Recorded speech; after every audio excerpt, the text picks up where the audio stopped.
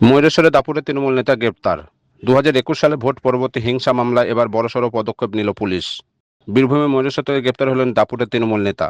ধৃত তৃণমূল নেতার নাম জটিল মণ্ডল। তিনি ময়ূরেশ্বর 2 নম্বর ব্লক পঞ্চায়েত সমিতির সহসভাপতি পদে ছিলেন।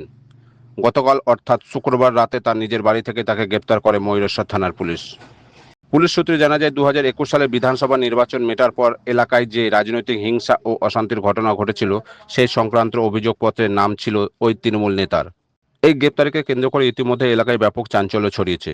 ভোট পরবর্তী হিংসা মামলায় এই হেভিওয়েট গ্রেপ্তারির পর ময়ূরেশ্বরের রাজনৈতিক পারজ্য আরও চলল তা বলাই বাহুল্য।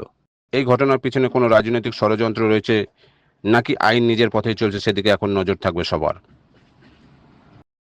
আমাদের নেত্রী মমতা বন্দ্যোপাধ্যায় যে কথা বলে, যে কথা যা বলবে সেই কথার ইজ্জত রাখে, মানে সম্মান রাখে। এই গ্রামে যারা অনেক দল আছে, অনেক পার্টি আছে, সেই বন্ধুদেরকে খোঁজ করবেন যে আজকে মমতা বন্দ্যোপাধ্যায়ের দেওয়া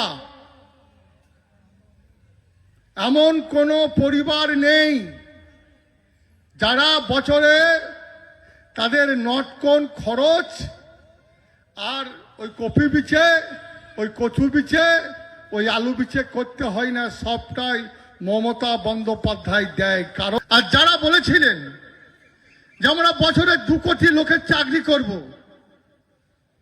আজকে দুনগ্রামে অনেক শিক্ষিত লোক আছে, দুনগ্রামে অনেক শিক্ষিত আমাদের ছেলে মেয়েরা আছে। কটা ছেলে মেয়ের চাকরি পেয়েছে? তারা বলছে কি আমাদেরকে ভোট দিয়ে যেতাম, আমরা বছরে পশ্চিমবাংলায় 2 লাখ লোকের চাকরি দেব। খুব ভালো কথা।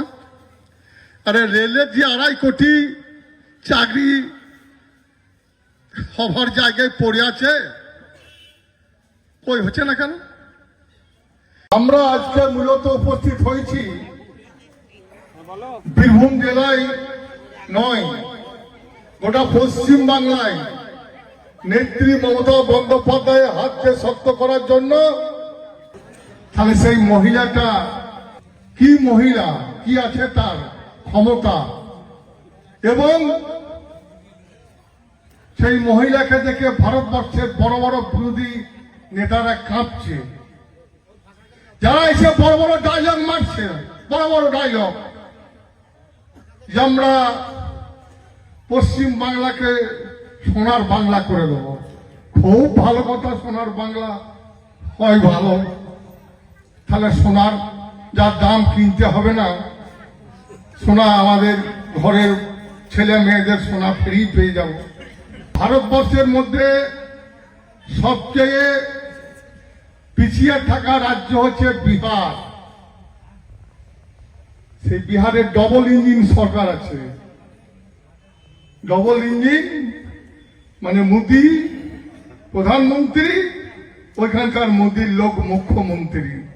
তাই বিহারটাকে আগে প্রথমেই সোনার বিহার করে একবার দেখাচ্ছেন।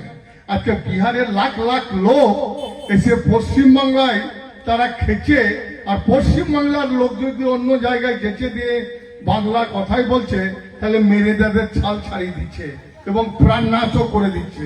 কিন্তু আমাদের রাজ্যের নেতৃত্ব, আমাদের মুখ্যমন্ত্রী, ওই লোকগুলো তো গায়ে হাত দেয় না।